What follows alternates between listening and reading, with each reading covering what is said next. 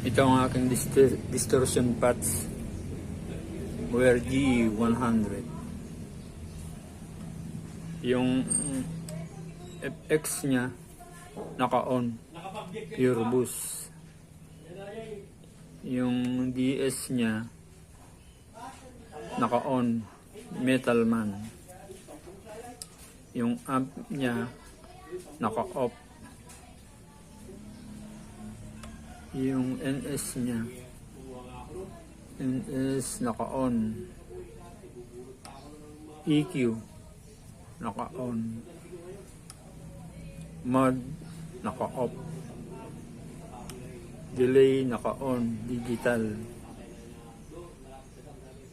Reverb naka-on. Room.